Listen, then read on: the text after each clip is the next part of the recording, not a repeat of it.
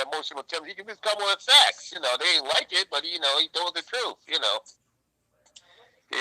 Yeah, I'm gonna. I think I got a mixed video. Anton Bay, whatever his name. I got a mix of his videos that I made long time ago. You know, because he criticized the Nation of Islam all the time. Yes, sir. He has that right to critique. You know, he has a right to question. You know. Mm-hmm. Even out of Elijah Muhammad said he asked questions to learn about yourself. You can ask questions. You know. Right. Yeah, so they can't get upset because he critiqued them. Everybody needs to be. Nobody's above critique. Absolutely. I don't care who you are. You know what I'm saying? A lot of people gotta know you gotta be loyal to the truth, not no personality. Absolutely. Because they can come with misinformation. You know what I mean? Everybody, you know. Yeah, they can come with misinformation. Yeah, I wonder what happened to Anti-Beatty. I wonder what happened to him. He ain't been doing nothing lately. Well, I guess it's only so much that you can say on a particular subject. I guess it just got, you know, I mean, it's only so much that you can say unless you just keep up with what Farrakhan and the boys be doing. I don't know. Yeah. I had a friend of mine. He showed me an email. He's still begging them people for money. Of course. and they're stupid enough to give it to him too, like an idiot. Yeah. Anyway, go ahead. Me and brother Omar was having a conversation about that crap he owned. Yeah, like you say, you can't fault Farrakhan when they willing to give him the money. You can't. You ain't put a gun to their head. If they stupid enough to give it to them, that's on them. Yeah. Yeah. You know, that's their problem. You ain't put a gun to their head, tell them to go give up their money. If they stupid enough to give it to them, then go ahead. Fair exchange robbery. That's right.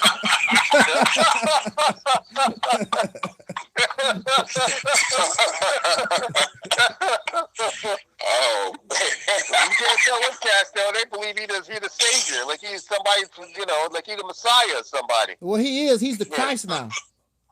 Yeah, I know. That's what they believe. Yeah.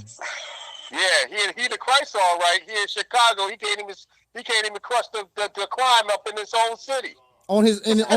He can't crush the crime in his neighborhood right there. Yeah, because they say that Christ means crusher of the wicked. He ain't crushed I don't see no signs of him crushing the wicked in Chicago. No. I don't see no signs of him crushing the wicked in Chicago. Matter of fact, I heard that crime has gone up in all the major cities, you know. Yes. The worst has ever been. Shit, you heard about New York, man. Please, they slashing people on the train. Somebody stabbing people up on the train. Wow. Yeah. In Philadelphia, there's a guy going around hacking people too. Yeah, so where's this Christ, Messiah crap?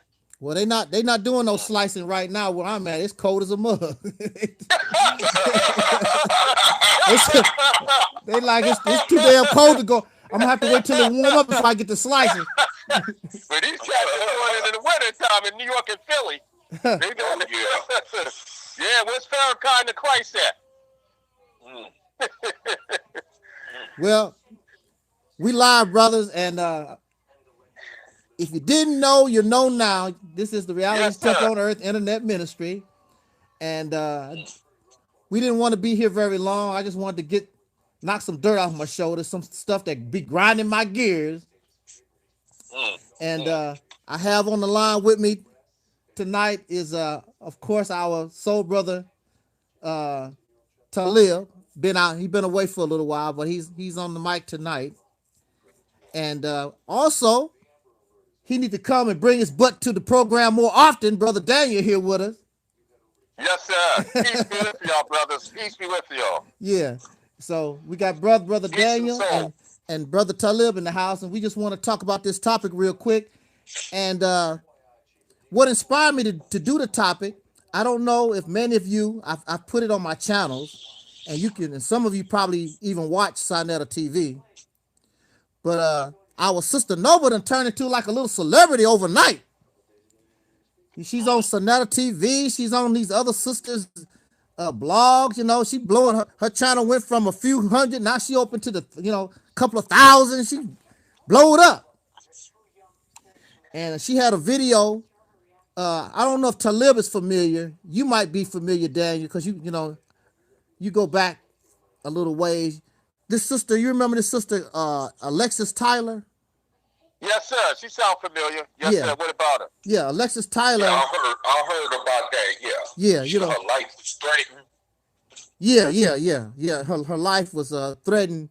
I don't know what the real deal is about that, but she's sort of like she's not a fortune teller like that, but she said that she says she can see things or whatever, and she been making these I don't know what do you call it. Anyway, she been talking about Nipsey Hussle and saying that he's been assassinated, and she's been talking about that Tiny and T.I., that scandal, you know, sex scandal, because you know Sister Noble been covering. She been talking about sex trafficking for a long time now. Yes, sir. But that's true. A lot of sex trafficking is going on. Yeah, it is going on. It's been going on since it's been going on for years. You know what I mean? Human trafficking. They trafficking kids, women, and children. They remember the Atlanta child murders? Right. Yeah, that was human trafficking. They don't tell people that. You know? I was in high school when that was going on. Yeah, I was 10 years old. I think it was 10 or 11. That was in 1980. It was in 1980. Yeah, I was in elementary school. I was in 4th grade, 3rd grade. I remember that like it was yesterday. Yeah, I remember that. I was in high school, and she talks on her channel. She talks a lot about sex trafficking and child child molestation and things of that nature. That's what she do. She do a lot of those subjects, and she talks a lot with Alexis Tyler. And Alexis Tyler been getting a lot of death threats over her. What do you call that? It's not prophecy, but she can see into things. They call it premonition. Yeah, she does stuff like that, I guess. Oh, okay. Yeah, she must be getting the death threats because she must be telling the truth. You know what I mean? Must be a possibility. It might be a possibility. Yeah, because people don't threaten you for no reason. There must be a reason why she's getting death threats. Yeah. You know, I mean, she was not threatening. They didn't feel threatened by her. They wouldn't be threatening her. They wouldn't be paying no mind. But so Sister Noble made videos talking about those death threats, and she got a video. One of her videos, I guess I don't know what viral means, but I guess it did. It went up there into the big time thousands. I think the video is like 18, almost 20,000 views right now. That video. I saw 18,000 views. 18. Wow. Yep, 80. Yeah. Yeah, because a lot of people, are being aware of the human trafficking and child trafficking that Sister Noble's talking about. Yeah. A lot of people was waking up to a lot of stuff. That stuff been going on for years in Hollywood and a lot of other places. So that stuff is real. That's not no conspiracy theory. That's conspiracy fact. Yeah. So you got Tiny and T.I. They're being charged. Somebody's making allegations against them for being part of that sex trafficking thing. Yes, sir. I heard about that. I read about it. I saw it. Yeah. So. Yes, sir. A lot of those people in the entertainment world, they do be getting down with a lot of stuff. Mm-hmm. I ain't saying he's innocent or he did it. I don't know. Yeah, I don't. But if he did do it, what's in the dark will come to the light. So. Hopefully it's good light, because sometimes you get caught up and be framed, Yeah, that's true too. They get blackmailed too. That's another thing. They get blackmailed. He might be getting blackmailed. Yeah. He must have did something that they didn't like. Yeah. Either that or he actually is involved in that. It's either two things. Either he did it or he didn't do it. Right. That's what the bottom line is.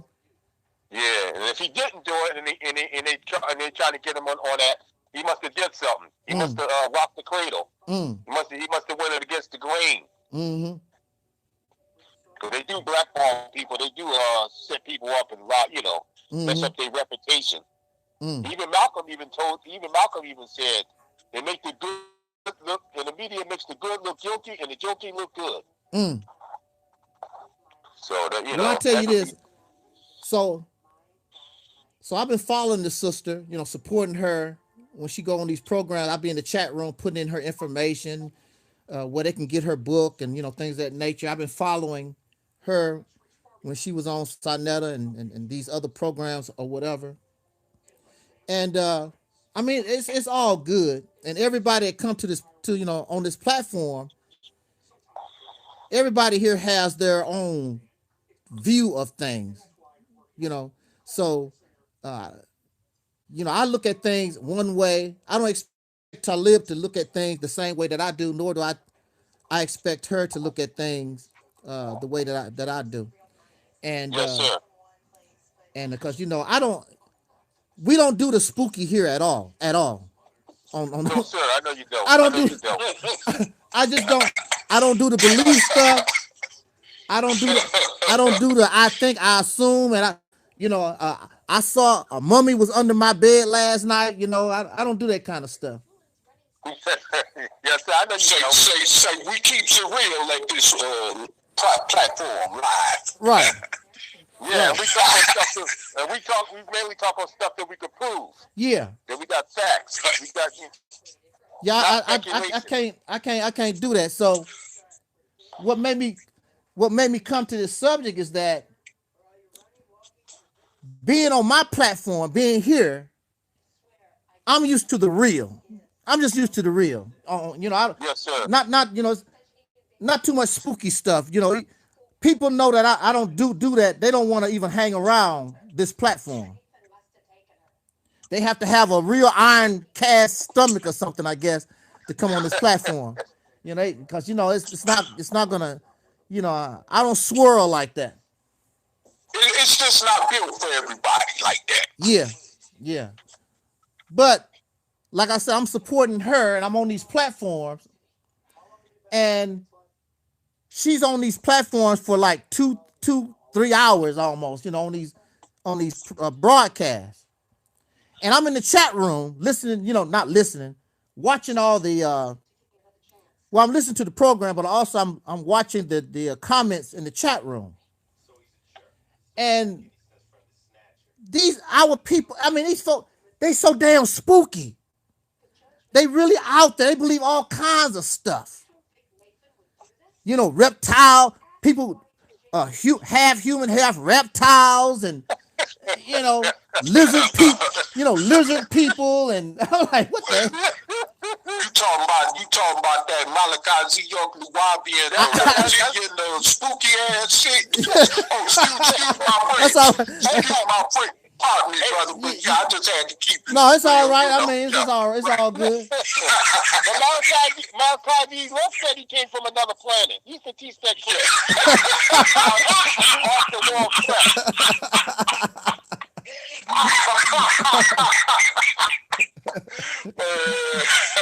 Wow.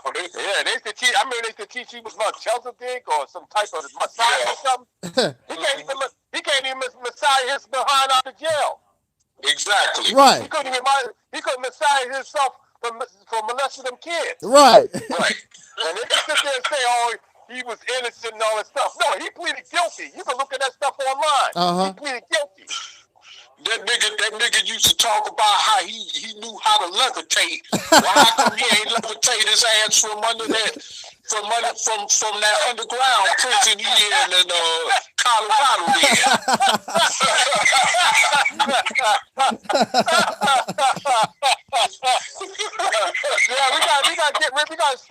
We gotta stop believing in these spooky sages and people believing somebody, they could do stuff and they can't do nothing. They can't even fight their way out of a paper bag. Right. Now, what gets me, okay, we got voodoo, we got all this other, religion stuff, whatever. Why is this white man kicking your ass? You got all this power, all these gods on your side. How the hell is it possible that this cracker kicking your ass all over the world? You got voodoo, you got Allah, you got Jesus, you got the reptile folks helping you. Why are you getting your ass whooped like this? It don't make any sense to me. Because they're dealing in mysteries. They're dealing in spookism and mysticism. Stuff that ain't real. The white man dealing with the real stuff. They're dealing with, myths. Yeah. That's what they're dealing with. Do you know how many bombs these Peckerwoods done dropped on voodoo priests and people like that? They run Africa. Yeah, yeah, they run Africa. They control the resource in Africa. Okay, that's a fact. They run Africa. Now the Chinese over there, they running it over there. See, the thing about it is, anybody that got any power is going to do something, going to use their power and show their power, whether it's for good or bad. Like in the superhero world, Superman used his power for good. That's right. That's true. You know, true. So if these voodoo people, if you really got some kind of power, we would see your power versus the Dr. Doom. You know. That's right. You'll be able to feed yourself. You know all this voodoo. How come you can't? How come, like, you look at Haiti? I love Haitian. They are brothers and sisters. But you got some people in Haiti that's real dirt poor. Yeah. If their voodoo really work like they said, guys, they should be able to feed themselves. They should be able to do that voodoo and get all the food. And where was voodoo at when that damn hurricane hit the island? Yeah, exactly. I mean, they turned that voodoo thing into a spookism. That's not what it's about. I did some research. Yeah, it's about them dealing with natural plants, natural herbs, healing. It's about healing. About healing. And they believe in nature, the four elements, fire, water, and all that stuff. You know, they believe in nature. That's what it's about. Okay, it's none of that spooky stuff that people have been talking about. And you know, they could put it. Yeah, go ahead. Yeah, the zombies. I was watching a program and they was talking about the zombies. What it is they give you some kind of drug that shuts your body down to almost nothing. And then they can put, now mind you, they're not giving you an autopsy. They just declaring you dead. They're not giving you an autopsy and all that kind of stuff. They just declaring you dead. They give you this chemical and shut your body down to almost nothing so they can put you in a pine box.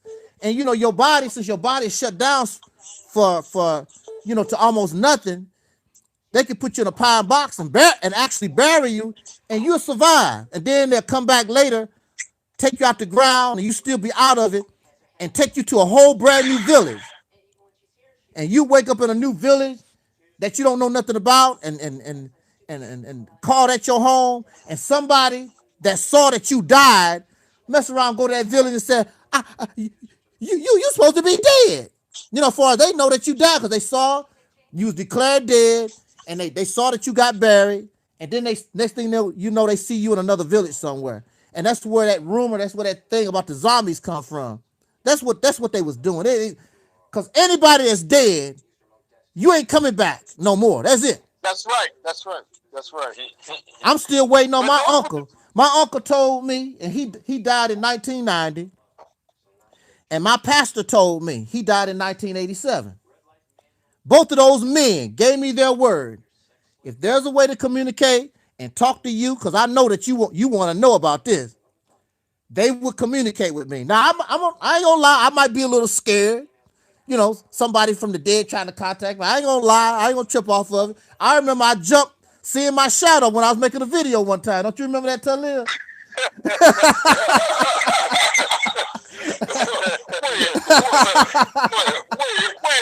What was this? You don't remember? I don't know if you was watching. I was making a video. I was live. Yeah. And the way that the light shined up against the wall or whatever, and I had moved, I didn't expect a shadow to be in that position, and I jumped. I thought it might, because you know that spooky stuff still in my mind. It don't. Right. It don't go away. I mean, it's still there. And I jumped because I thought, damn, here come a spook gonna come on my live stream. Wait a minute, I might remember that. Yeah. Now that you mentioned it, yeah, I might. Yeah. Yeah, because I think I had you on speakerphone when it happened. And I said, yeah, because you couldn't see, and I described it to you. I said, damn, man, I just jumped. You know, I thought I seen a spook. I'm not gonna lie, I do a lot of jumping and stuff because that stuff, you know, that crap. I was taught that stuff since I was a child. Mm-hmm. It just don't go away. I know it's not real, but it's still there. That programming. Yes, sir. It's still there.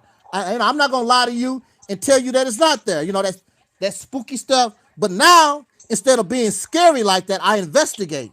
I mean, why? I investigated real quick. I'm like, oh, that ain't nothing but a damn shadow. Yes, sir. But if I was spooky, I would have said, damn, that shadow. I would have said, if I was spooky, I probably would have said, damn, that sort of looked like my daddy behind me. Mm-hmm. Because you remember the Amityville Horror hoax? You remember that movie Amityville Horror? Yeah, I heard of it. They had some people on the talk show, then they found out there was a hoax. Because it is a hoax. All you got to do is stop being scary and investigate the crap. Even if you don't find the answer, there's a reasonable explanation. Like haunted houses. Haunted houses creak and they make all these different noises. It's because the wind is blowing and the wood is settling. It's reasons why this house is making all these noise. Somebody said, I give you $1 million to stay in a haunted house. You might as well up that $1 million because I don't have no problem with doing that.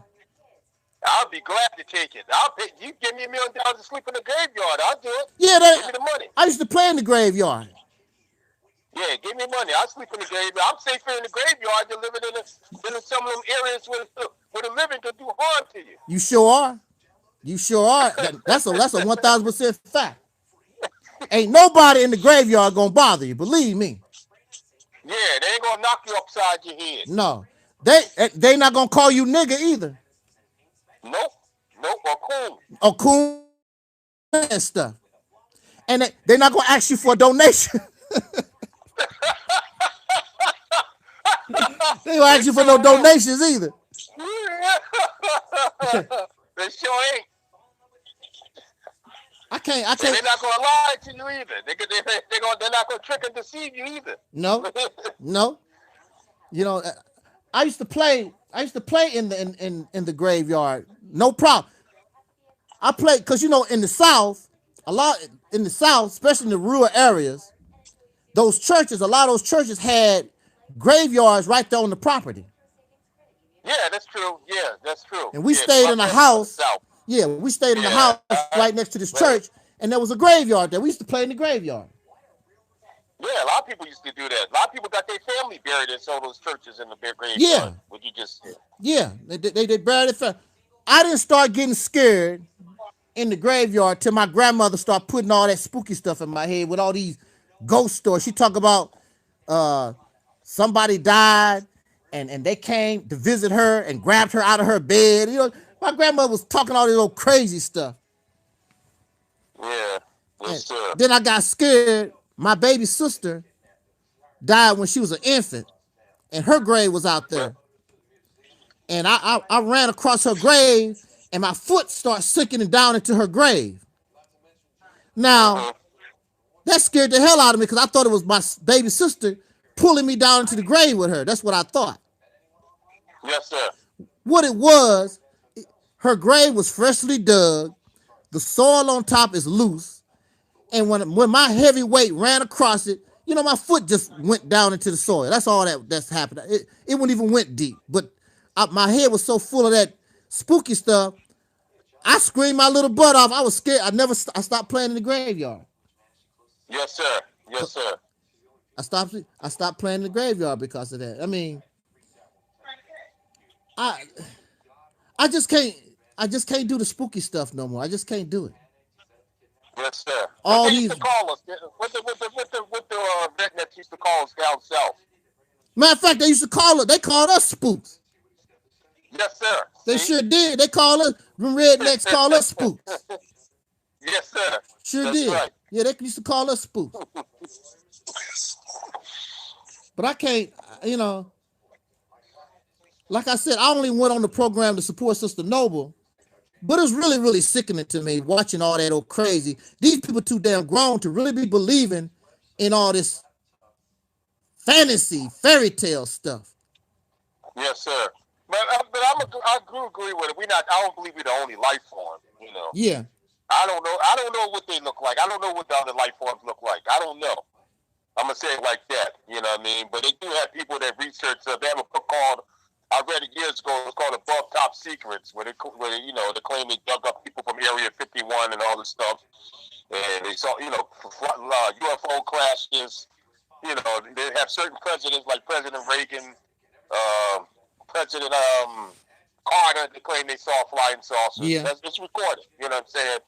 But my thing is, you know what I'm saying, I'm going to deal with the here and now. Right. I'm going to deal with something now. I don't know nothing about life on other planets. I'm not saying it ain't. Right. You know what I'm saying? I don't know. You know what I'm saying? But, you know, but I'm going to deal with what I'm dealing with down here on this planet. Okay? If they on Mars, let the people on Mars worry about that. I'm worried about planet Earth. I know that's right. But the people on Mars is not going to threaten me what I'm dealing with down here. Right. Okay? I'm dealing with the people that I'm faced with every day. That's it. I mean, almost anything is possible, and I can go for that. But when it comes to these gods that these people you're talking about, you know, I was talking to a Hebrew Israelite brother last night, and you know they get angry very quickly when you reject their belief system, right?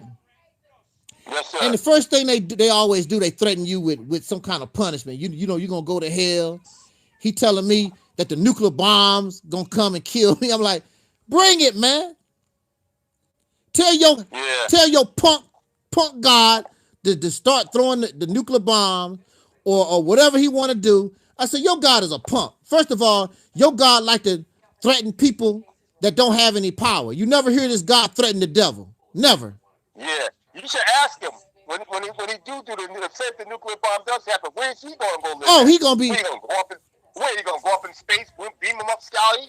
You going to go up in space somewhere? Yeah, he's gonna be safe. He's God, you know, his God's supposed to come and save them. You know, they're gonna get out the way. Yeah, well, we haven't had no evidence of that. You know, there's a lot of people, you know what I mean, who've been through some tragedy, and ain't none of their gods help them. No, okay? None of them. Yeah, you got to help yourself. You're the God that got to help yourself, okay? If you don't help yourself, it's not going to get done. It's simple as that. It's not going to get done. You can pray all you want. You can bust a bunch of rock cards. You can do all that, okay? You know what I mean? You can do all that. If you ain't trying to help yourself, it ain't happening. Right. And, you know, I was telling him, I said, those threats don't work with me because I don't care. I said, tell your God to kill me right now on the phone. Tell him to do it. Yeah, I tell him this. I said, where your book come from? And he'll be like, oh, it came from God. How you know it came from God? Your God. You weren't around, okay? Okay, boss, we know them books come from men. They come from the mind of men. Right. Okay? You can't prove it. Okay? Tell the guy that bought that book that you believe up in space. Tell him to stop all the crime on the planet. Right. Tell him to stop all these kids getting trafficked. Mm-hmm. Okay? If that's what you believe in. If you can't show and prove, you know, keep your belief to yourself. Exactly. They can't do it. I don't never try to convert nobody to nothing. I make my statement, I give my opinion about something, and you don't have to, I mean, if you don't like the Mississippi campaign, you don't like it, that's cool. You don't ever hear me going off, getting mad at people because they don't like the Mississippi campaign or anything that I say on this platform. I don't never get angry because that's your right. That's your right. Yeah, I'll tell you what I hit him with. I'll be like, you say that God is righteous and he's all this. Uh-huh. Your God, well, did God make the devil? Did the devil get hit by itself? Okay, if they tell you, then how come God didn't stop the devil? Yeah. You're a devil. Okay? And that's stupid. I mean, that's a stupid concept anyway. That concept don't make no sense anyway. No. I mean, why would anybody purposely make an enemy to themselves? That's just like me and a woman getting together, and I'm gonna tell my wife, let's make a son that's gonna kill us later on. Yeah, that don't even make no sense. That don't even make any sense. And then you're gonna make an enemy to yourself and give that enemy just as much power as you have. Yes, sir. Let me ask you a question, y'all. What do people do? What did the law do? You see a crime and you don't say nothing, and they know you was there to witness it and you don't say nothing. What they do to you? Well, that's an accessory to a crime, right? Yeah. So it says, so your God is accessory to the crime of the devil. Right. Okay? That's why it don't make no sense. Yeah. Yeah, he's an accessory to the crime. He created the problem. Yeah. That's like me. That's like if I see somebody kill a kid or rape a kid, I don't do nothing. Right. So that makes you an accessory. Yeah. That's why the story don't make no sense. But it's a lot of these things don't. This brother.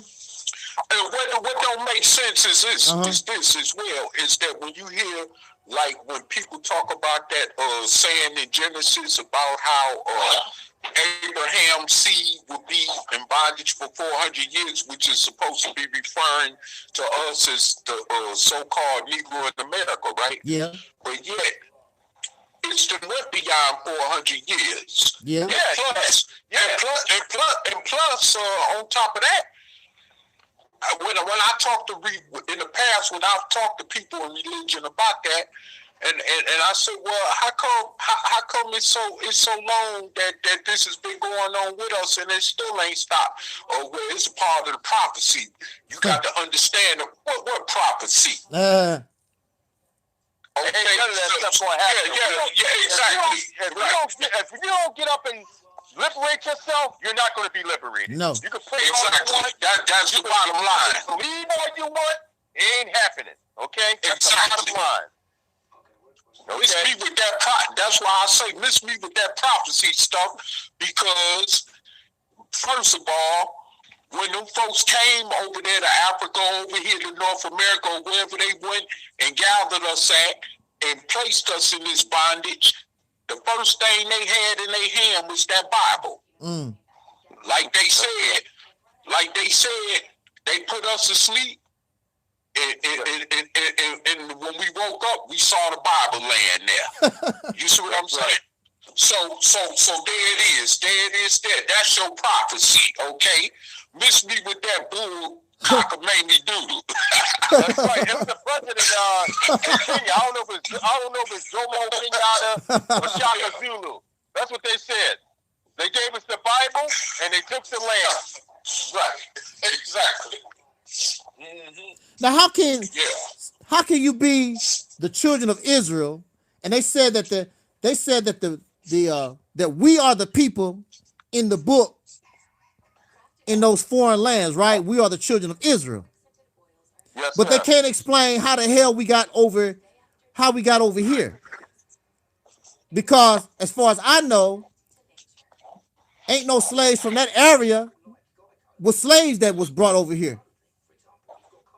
Yeah, I heard that story. What they be saying that a lot of people that live in that region of Israel, that the Roman Empire was over there and they fled to West Africa. That's what they say. Northeast Africa, then West Africa. That's what they say. That's what happened. And, those same people that got put in the transatlantic slave trade. Well, this is the thing. This is what I tell them. But see, I don't know. I mean, go ahead. See, this is what I tell. See, your main problem here is, like I was trying to explain to this Israelite last night, is the American Negro is an admixture people that was born on a slave plantation. They never been nowhere except here. That's right. Now, if we was purebred, that's different. If we was a purebred type people, and like when the Peckerwoods or wherever they got us from, they made sure that we stayed purebred. Whatever tribe you was, they keep those people with themselves. That ain't what happened. That's not what happened. That's not. We're melting pot people. We're a melting pot. Yeah, we're a melting pot type people. We even have the Peckerwood blood running through our veins. I got something to drop on y'all brothers. Yeah.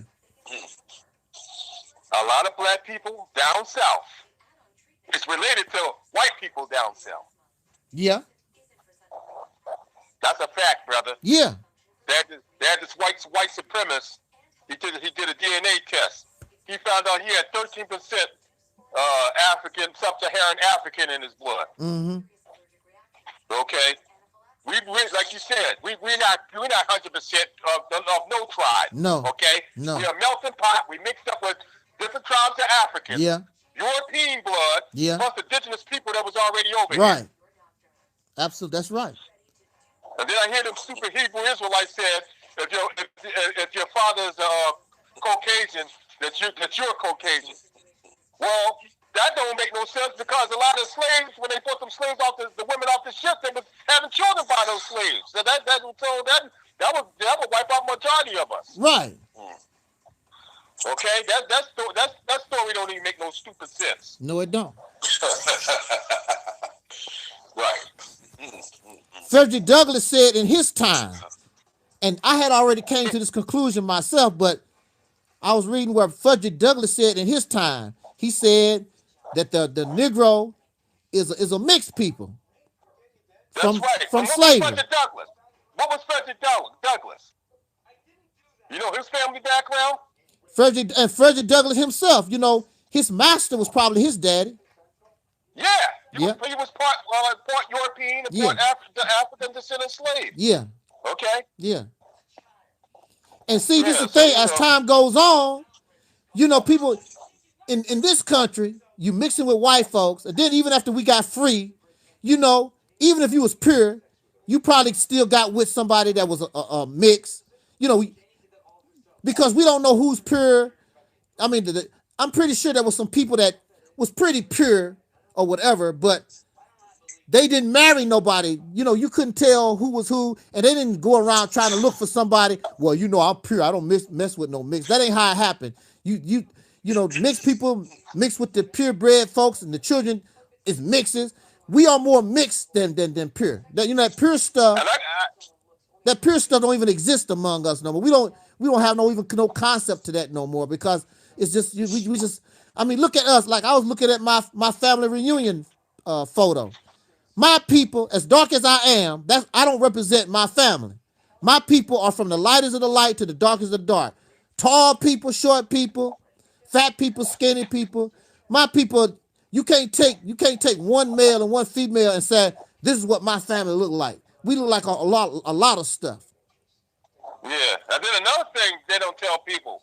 There really ain't too many pure people on the planet. No, okay? No, it ain't. A lot of people travel. They're amalgamated with the people. They mix with a lot of people. Yeah. There's people like to brag about the Moors. Oh, the Moors. We the Moors. Yeah. But the Moors went to North Africa, went to Spain and Italy and Ireland, and was having children by the European women over there. Mm. Okay, that stuff been going on for thousands of years. I heard the Mexicans is a mulatto race.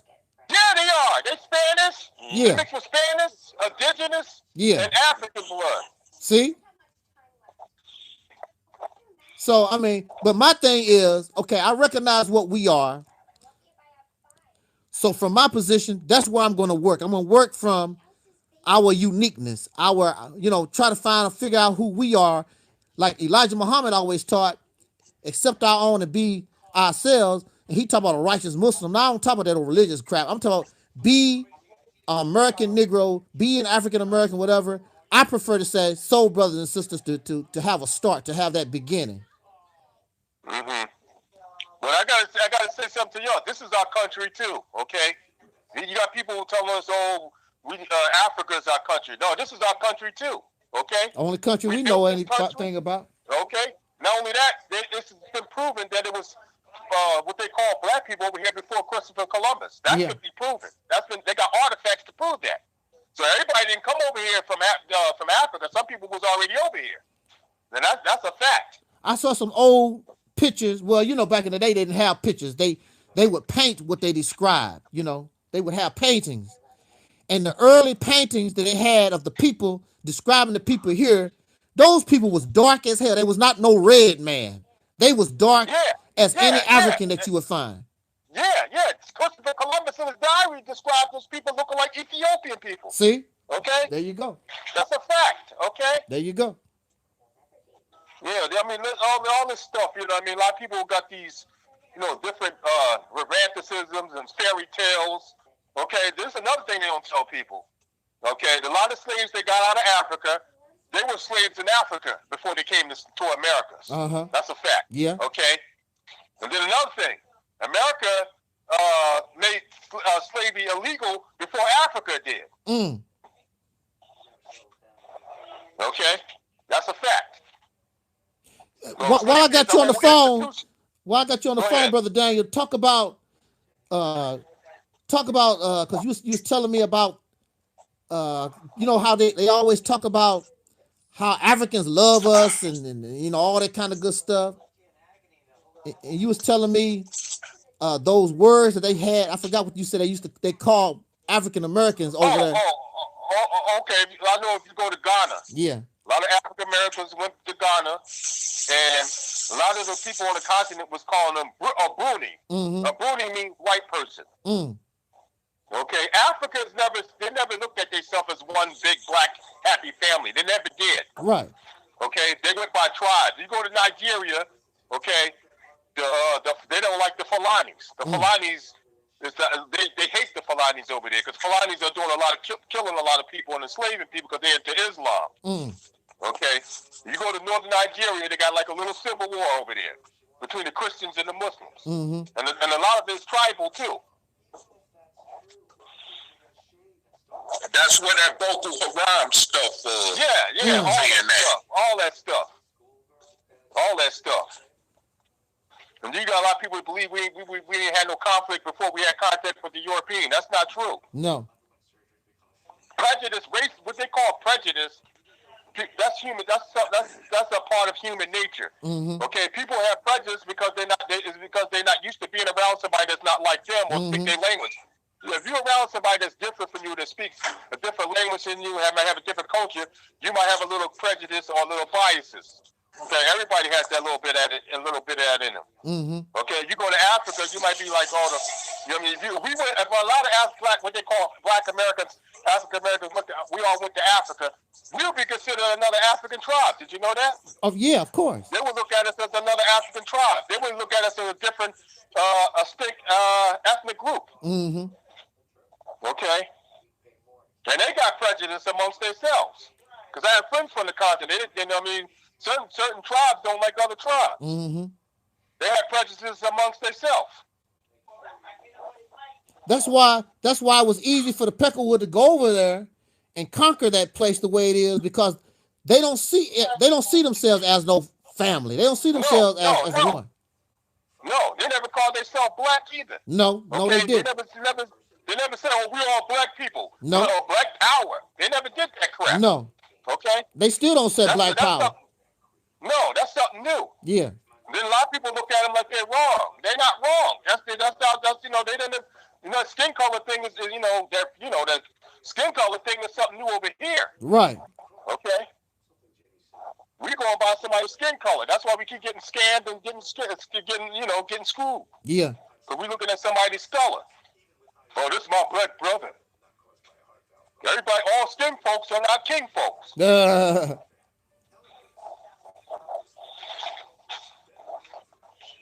So, we got tribalism among ourselves. Even here, among so-called African Americans. Look at the tribalism they practice. You got people that say, I'm a Crip, I'm a Blood. Right. Does that sound like tribalism? That's tribalism, right. That's right. Same concept. I'm from the East Coast. I'm from the West Coast. Right. I'm from the South. I'm from the North. Right. I'm from B-More. I'm from B-More. I'm from DC. Yeah. They don't like. Yeah, they have a little beef amongst themselves. I know in Philly, when I used to go to high school in South Philly, North Philly and South Philly didn't like each other. Mm. Well, I come from. Philly didn't like West Philly. I come from a small town, and we was tripping off what street you lived on. Yeah, same here. Yeah. Fifth Street don't like 7th Street. Right. All that dumb stuff. But when I was a child, we really didn't trip off of that. But as I got old, I'm like, damn, we tripping off of a damn street. Yeah, man, look here. When I was doing time, I used to see brothers from different cities around Georgia getting into it. If you was from Atlanta, you was beefing with somebody from Savannah, or vice versa, or you was beefing with somebody from Augusta or Albany or Macon, and all that crazy type of stuff. and all the other cities south of Atlanta, they hated Atlanta. You know what I'm saying? But you know, I would go through all night explaining how that was all about. It came all about. But anyway, it was just so crazy. And the white boys and they'd be looking at everybody else and just be tripping like, look at these Negroes. You know, at each other's throats over because of what other part of the state they from. When we ain't nothing but inmates and the N-word foremost. That's right. That's right. You know, yes, sir. We don't find a way. We ain't nothing but a number that we wasn't nothing but a number. We ain't nothing but a number that the Peckerwood making money off of. But we beefing over what part of the state we from or what part of the state we claiming. When none of them parts of the states gave a damn about us, or else we wouldn't have been in that dump called the penitentiary. Yeah, look, you heard the new beef? Well, you already know. I'm ADOS. You're right. ADOS. You're Caribbean. Yeah. You're this. Yeah. Come on, man. That stuff is stupid. That's why don't nobody take us serious. No. Yeah. We'll find a way to cause division. We'll find a way our differences. You know, some people we all can look alike. Yeah. We'll find some way that we are different. Yeah. Okay. That's why we can't unite and can't get nothing done.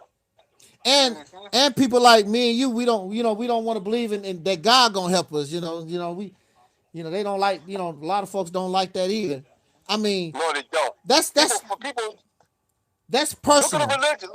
Look at the religions. People fighting, killing each other over religion. Yeah, they do. I'm a Christian. I'm a Muslim. Oh, I'm a Hebrew Israelite. Yeah. I'm an atheist. I'm this. I'm that.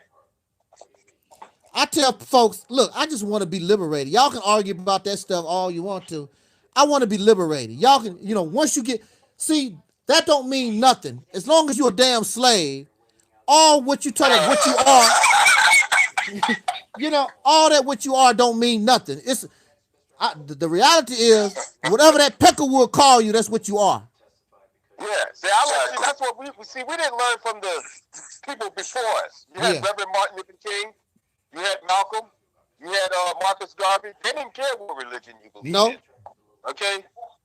You know what I mean? Like Malcolm said, keep your religion to yourself. Well, when he was with the Nation of Islam, it was different. It was all about Elijah Muhammad. Yeah, I'm talking about after. Yeah, after the fact, yeah.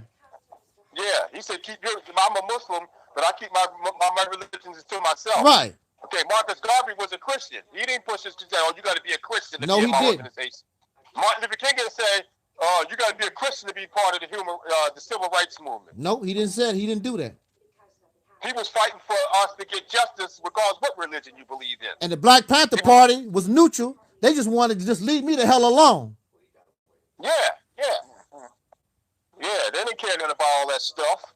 And the deacons of the fence. A lot of people don't talk about the deacons of the fence. They didn't care what religion you believed in. Did not care. As long as you believe in liberation, being liberated, being free. Right. Yeah, somebody in the chat room, John F. Kennedy.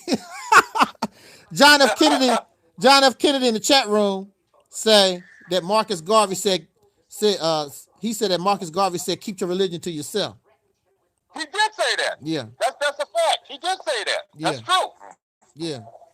And but Marcus Garvey was a Christian. Right, he was a Christian. Okay. And I didn't know that. I didn't know that for the longest. Yeah, Nat Turner was a Christian. Okay? Yeah, right. Okay. Harriet Tubman was a Christian too, right? Yeah, he ain't gonna I'm gonna help you get liberated because you're not a Christian. Right.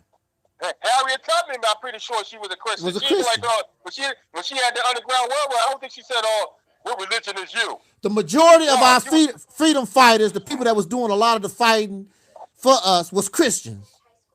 Yeah. Black power is that's a fact. Black power is less than 100. Really, is a little bit less or a little over 100 years old. But I gotta tell you something though. What they call the Black Power that came out of the church, brother. Okay. Sure did. African Methodist. Right. You think the African Methodist Church came from? Right. Okay. Yeah. We started by Richard Allen. Yeah. And I forget his right hand man. It's not ringing a bell. But people know what I'm talking about who know the history. Okay. Where do you think all that stuff started at? It started in the church. Okay. And they always talk about the church. What do these people do?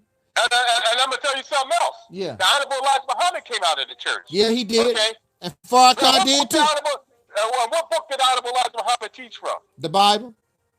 Okay. Master Farad Muhammad taught from the Bible. Okay. That's the first thing. Yes, sir. That's the first thing you learn when you come to the Nation of Islam is the Bible. That's right. That's right. That's right. You hit it right on the nose. And somebody said in the chat room earlier, they said, "How dare us come here and think that we're gonna boss God around?" Because we talking all this stuff about people's beliefs about God. God don't have nothing to do. God doesn't have nothing to do with religion. Okay, No. That stuff is made up. Okay. Yeah.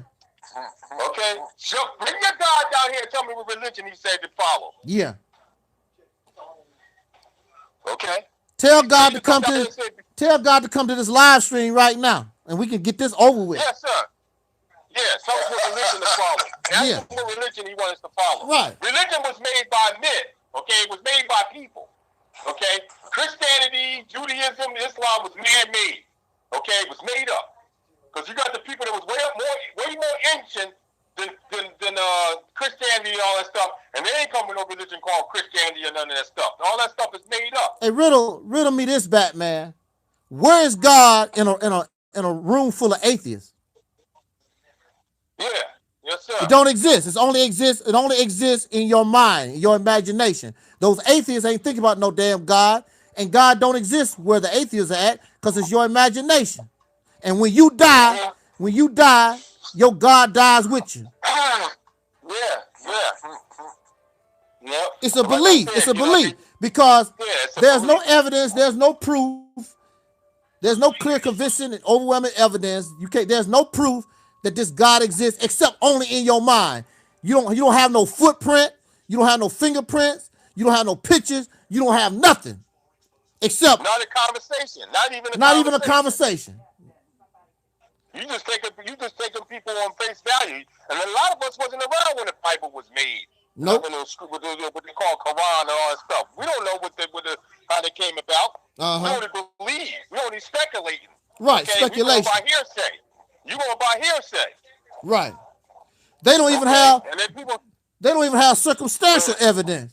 No, they don't. And a lot of those religions was stolen from the ancient religions anyway. The ancient spiritual systems in Egypt anyway. That could be proven. Yeah. Like the cross. Yeah. What they call that was plagiarized off the ark. Mm-hmm.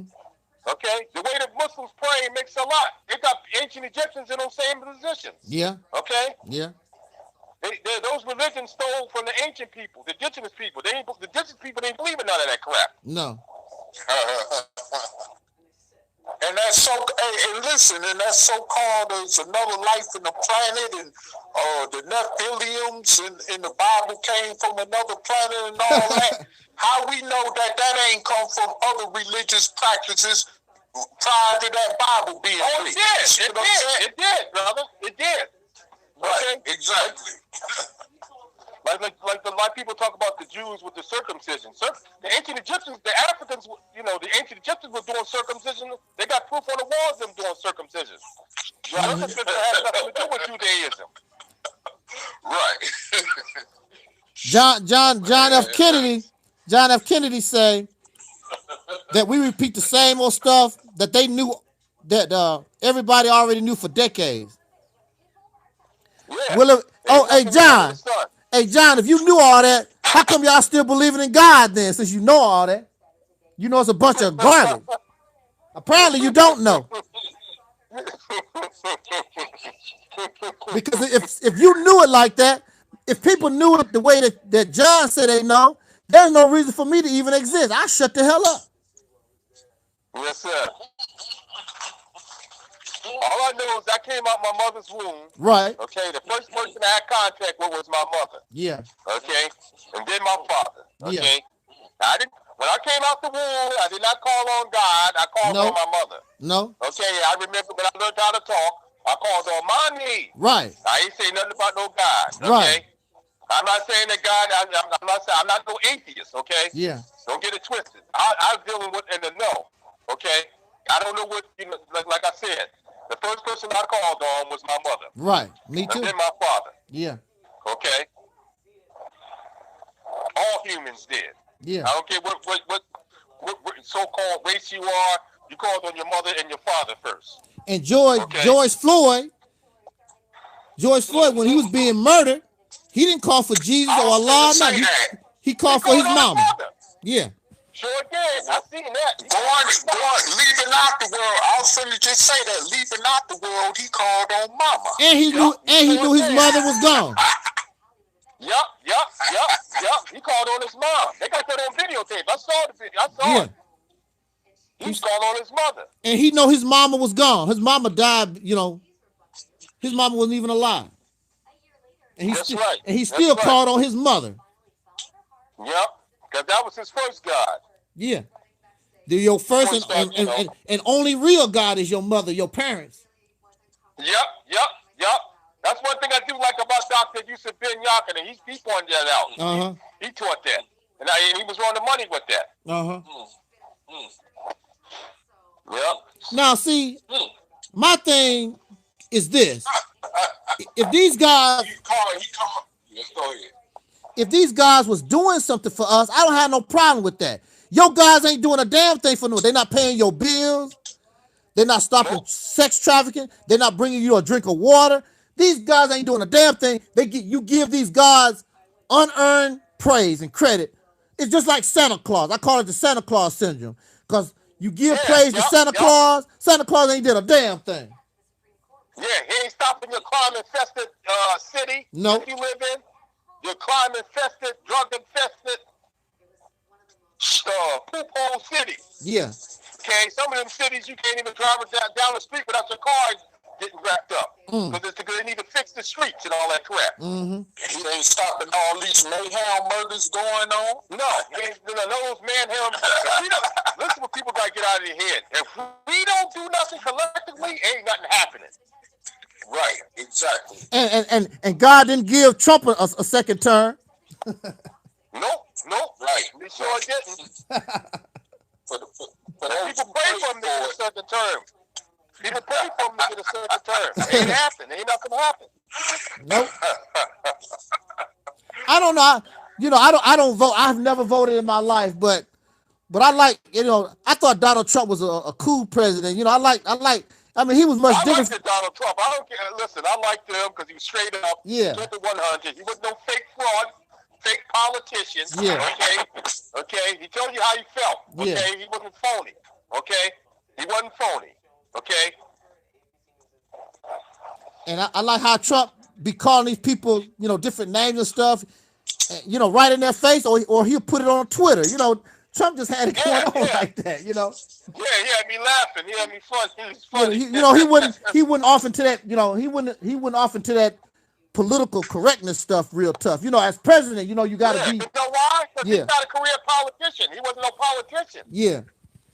A lot of politicians used to be former prosecutors and lawyers. Yeah. Not all lawyers, but a lot of them are frauds. A lot of them lie. Yeah. Okay.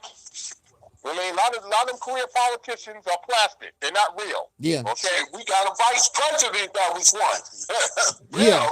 What is 1995? It's 1994 crime bill. Mm-hmm. Yeah, that affected a lot of people. I'm talking about his vice president too. That was she's a fake too. She's a fake too. Oh man. She had two innocent brothers in jail. And knew they were innocent. Had them sitting in jail. On Facebook, they always put up a lot of the old stuff that Joe Biden done back in the past. They just look over. They look over what Joe Biden done in the past. Yeah, they look over that. Yeah, they do look over that. He ain't done nothing. He ain't done nothing. His 47 years in politics, what has he done? Right. Nothing. Matter of fact, all those people got. I know what he did. Yeah. Go ahead. Yeah, all those people got more experience in politics than Donald Trump. They ain't accomplished a damn thing. Yeah. Donald Trump already had money. Yeah. Okay. Half the people came in, they didn't even have no money. They came in all of a sudden when they get out of office, they multi-millionaires, some billionaires. Yeah. Wonder why is that? Maybe, you know, they taking them damn bribes. Yeah. And making these other... Exactly. Yeah. They take campaign money. Yeah. They take campaign money.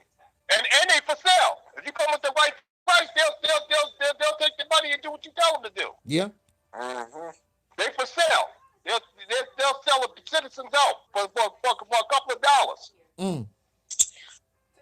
That's why people do not ever need to trust the politician, period. Yeah, look at the word politics. Poly means many, ticks means bloodsucker.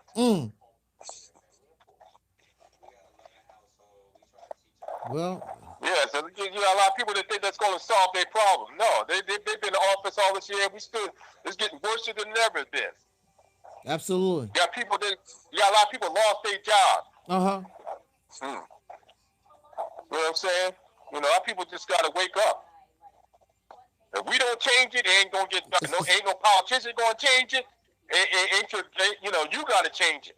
Absolutely. We got to change it. It got to be we, not I. We got to change. Absolutely. And that's what it's all about. You know, you got to be able to compromise your position. All this getting mad because, you know, people's don't believe in your religion or whatever. You got to learn how to see. These people aren't team players. This requires a team. They're not. You know, they ball hogs. They want to hold the ball. Yep. Well, you don't held the ball for the last 50, 60 years, and y'all ain't made no points yet. Give the ball to somebody else. Pass the ball. Help somebody else. That's right. That's right. That's right. That's what Michael Jordan had to learn. Michael Jordan was a ball hog. Until look at these fake leaders. Look at these fake leaders that've been around. Yeah. Jesse Jackson. I don't care if y'all don't like it or not. Al Sharpton. Yeah. This honorable sinister Farrakhan. Okay, these people have been around, race hustling us. Right. Okay, these people are rich. Yeah. Okay, they made a fortune off of this. You know, helping so-called. You know, they made a fortune off our oppression. Yeah. Okay, because they race hustlers. Yeah. Okay, every time a police shooting, they got something to say. Okay, but when it comes to really solving and fixing stuff, they're not around. Nope. They're nowhere to be found. Nope. Okay.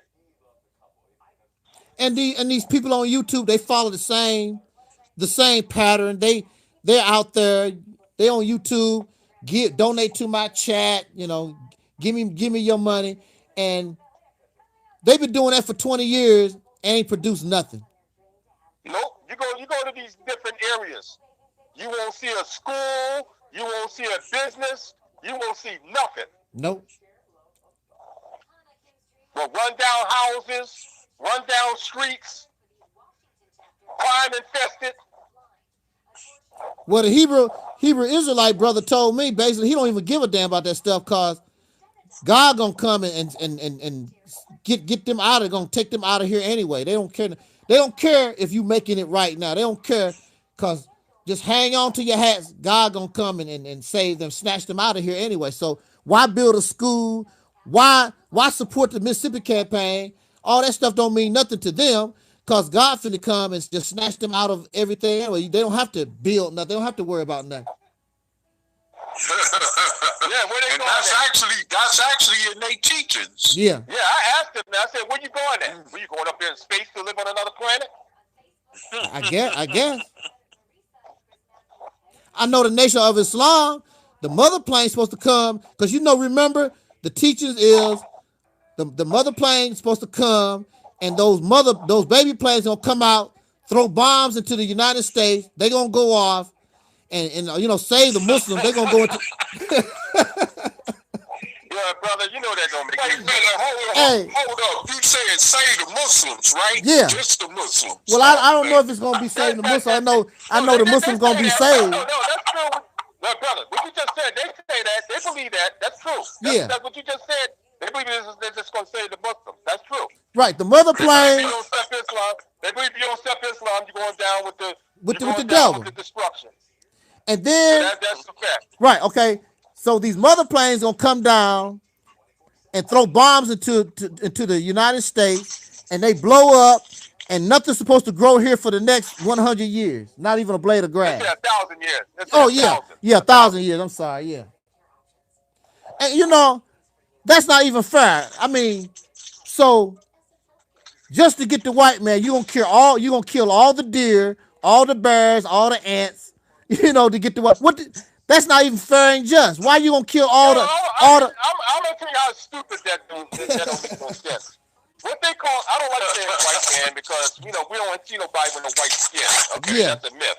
Yeah. Okay, what so-called white man, he's all over. He lives all over the planet Earth. He sure don't just live in the United States. He don't just live in Europe. He live in Africa and Asia. That's right. Okay, they're all up in Africa. So that stuff don't even make no sense. You have to go. You have to. Actually, they have to destroy They would have to destroy the earth. Yeah. They would have to destroy the whole thing. Yeah. Just to get them. Just to get them. Yeah. That don't even make no sense. No, it don't. But they believe that though. That's what we was taught to believe. Yeah, they believe the white man's the devil, and all of them are devils. And you know, and belief, they always asking me about proof of things. Remember, Brother Daniel, you the one that sent me the video with Pastor Gino having that debate with the Muslims. Yes, sir. I did. Yes, and when it was all said and done, and that's why I don't try to prove nothing to nobody no more. Because when it's all said and done, they gonna believe what they believe anyway. I don't care what proof you bring. Yep. And they always tell me the white. Listen, this is stuff don't make no sense. They teach that the white man the devil, but the founder of the Nation of Islam, mother, was white. Right. So-called white. Yeah. That don't even make no damn sense. And why, if the black woman can produce all the colors of the rainbow, why was a white woman chosen to be the mother of God? Yeah. They had two Nigerians that gave birth to a blonde, somebody with blonde hair, blue eyes. Yeah, I seen that. I seen the picture of that. Yeah. Yeah, and she wasn't even albino. That was from them. Nope. But we don't question nothing. We don't question them. When it comes to belief, why should I give a person that believe? Why do I have to give you factual evidence about anything? Belief does not require knowledge. Belief does not require facts. It don't require evidence. No, it don't. Either you believe or you don't. That's right. So I'm not wasting my time with somebody who's into belief because you're not interested in evidence and facts anyway. Yeah. You only want enough evidence to support what you're talking about. You don't want to go beyond that. They stop. And then another thing, proof of the evidence, there's wicked people in every color with that so-called race. It sure is. Okay, you got good and bad people all over the planet Earth. Okay, it don't have nothing to do with no skin color. I had wicked people that look like us. Yeah. I seen good people that look like us. Yeah. And I seen good so-called white people that treated me good. Yeah. And I had wicked white. It's good and bad everywhere, negative and positive. Okay. If it wasn't for white folks, I wouldn't even be talking to you here because ain't no Negroes was running around trying to help me get out of my incarceration. Matter of fact, the Negroes was making fun of me, talk about you're gonna die here, and they was laughing at my situation. Yeah, that's what a lot of Negroes was doing. Yeah, that's right. I could believe you too, because I experienced good and bad from everywhere. Okay, I've been out of the country. Okay. Yeah. All white people are not evil or wicked, okay? And all white people and all black people are not good either. I know that for a fact.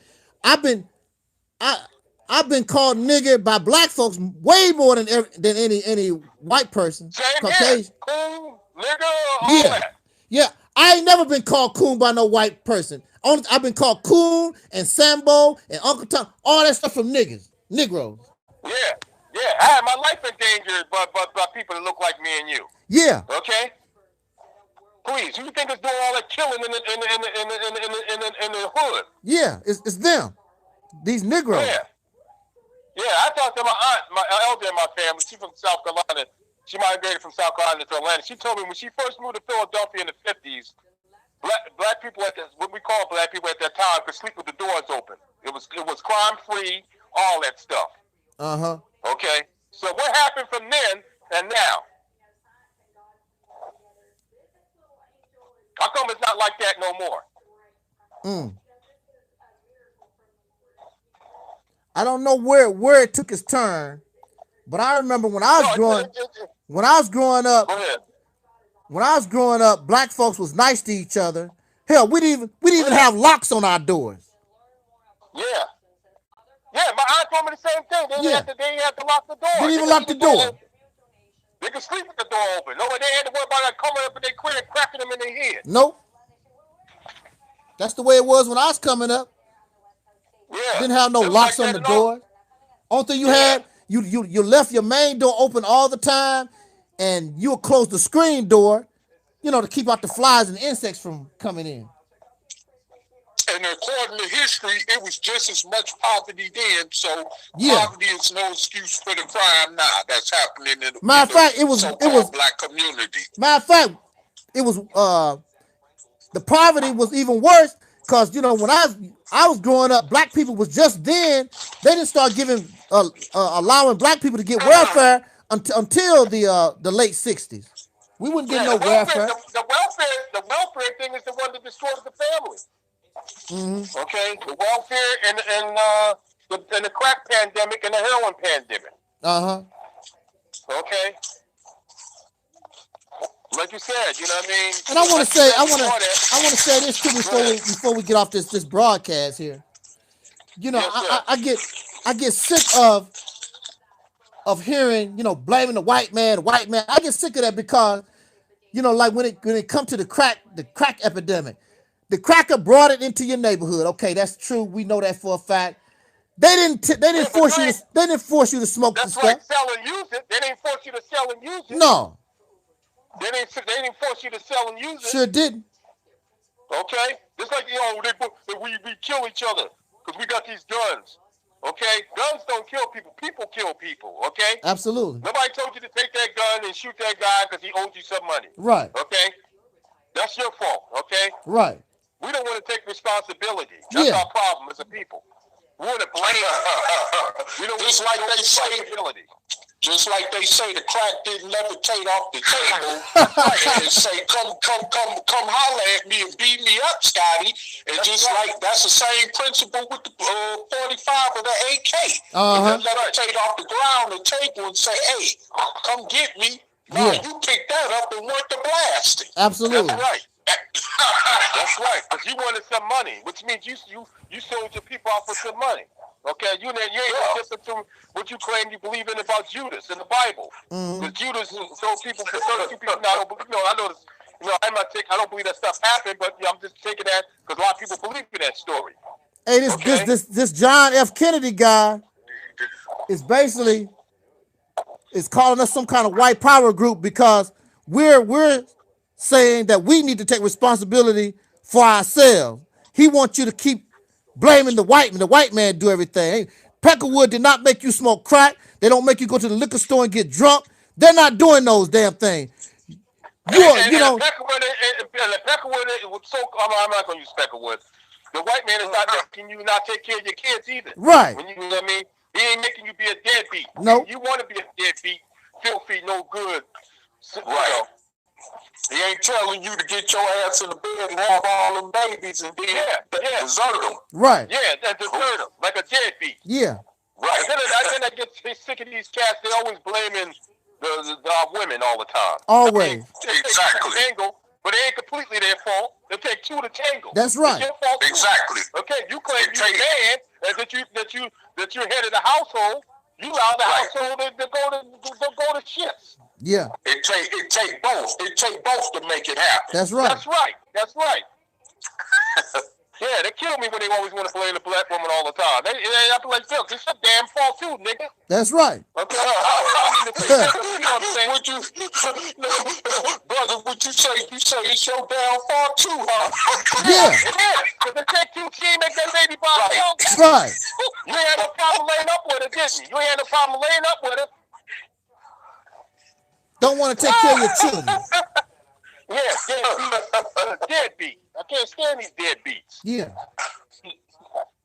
I ain't got no respect for them, period. Yeah. I don't even got kids. But I ain't got no respect for them kind of people. Yeah. I don't do stuff like that. Because if you didn't want that, if you didn't want to care for another human, why did you bother even helping to bring them in the world? Absolutely. Yeah. Why you just couldn't? Yeah. You know, because they looking for fun. You know, it's all fun, something to do.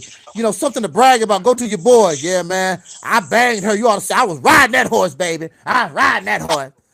You know, it's something fun to do, but they don't want the responsibility of having fun. Nope, they don't want to take care of responsibility. No. They want to blame.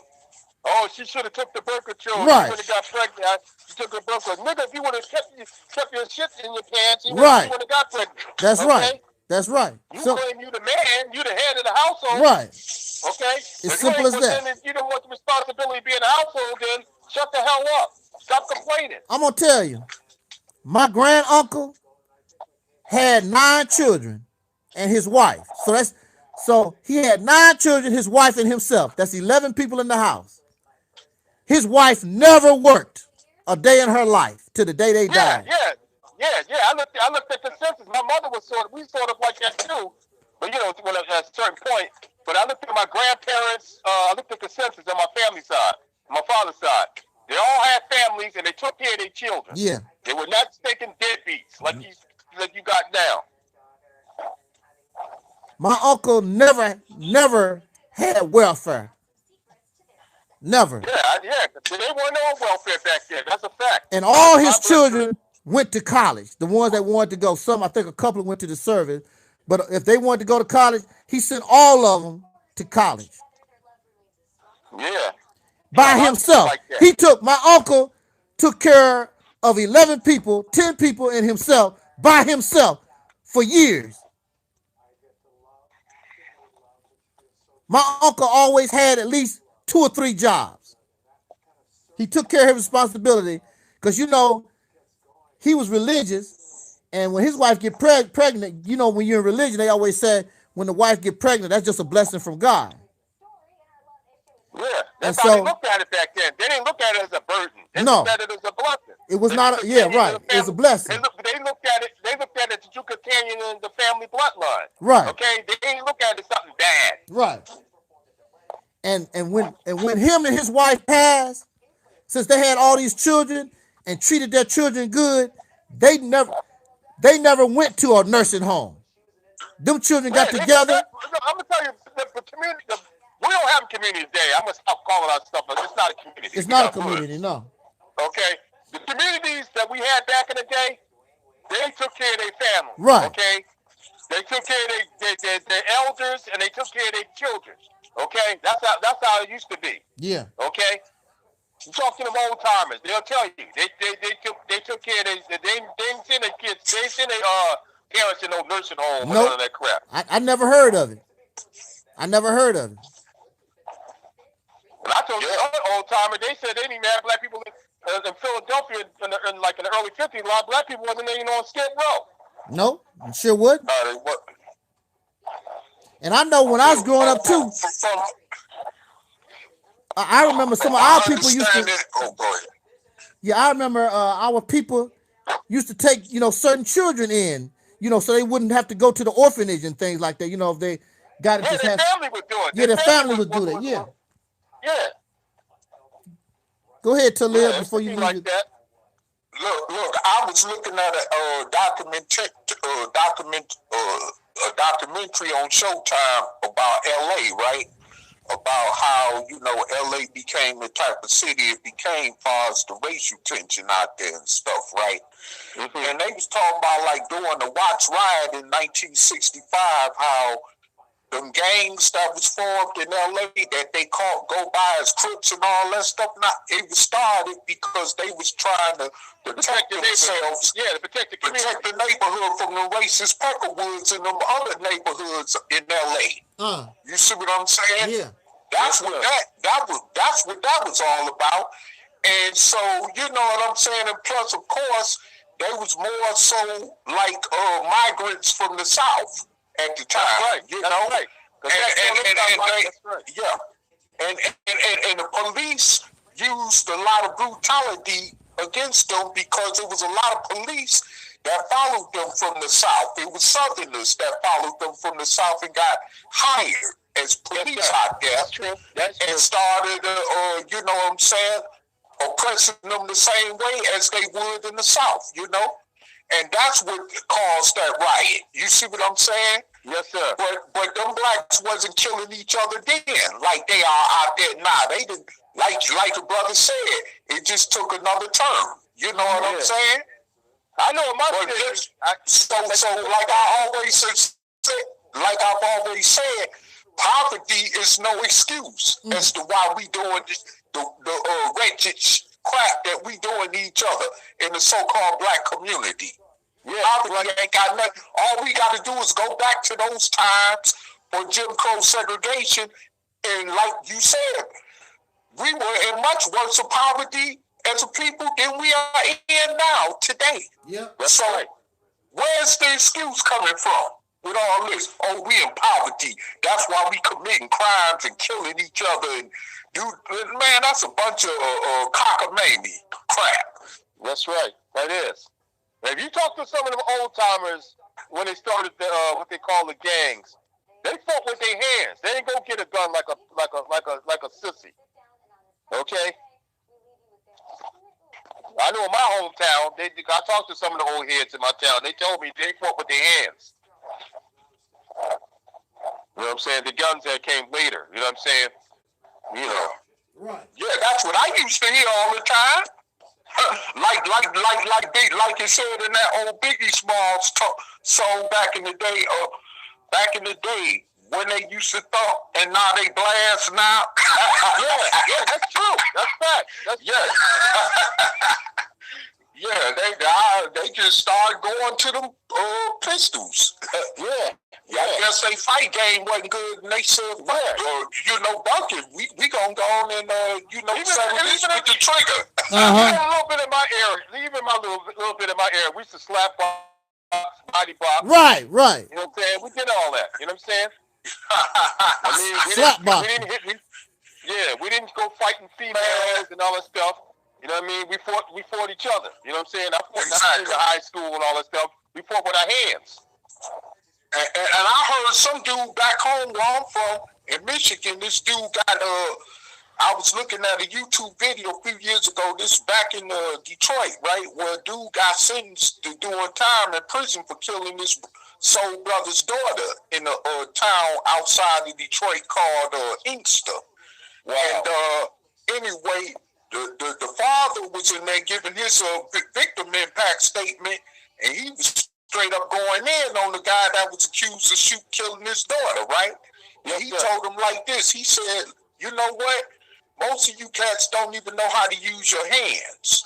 Look, he basically talking about this generation. Most of you don't even know how to use throw them hands. So what you gonna do is, when he told them, them cats gonna be waiting on you in the penitentiary with them shakes, but you better be ready. You better know how to make you a shake when you get up there. Yeah, because you know what I'm saying? You don't have no gun. You got it's hand-to-hand contact in prison. It's hand-to-hand, exactly. Hand-to-hand all day. Man. This is why, and this is the reason why even the authorities deal with this generation today like they deal with them. Yeah, because the problem is, they listen to them rap videos and, they live the fairy tales. And a lot of those people that be advocating that stuff, they don't even live like that themselves. But they'll tell you to live like that. Mm-hmm. Yeah. They're somewhere in Beverly Hills living large and got you out there losing your freedom over, because you glamorize that crap. And some people don't want to believe it, and I know people got their own different opinions when it comes to this point that I'm about to make in our closing. But I'm gonna say this here: a lot of while we out there protesting, talking about Black Lives Matter and all that, it's more of us killing each other than the police here. That's a fact. That is a fact. What you just said, it's more of us killing each other at the abortion clinic. Exactly. So where's Black Lives Matter when all these shootings and killings is going on in the hood? When all these abortions is going on?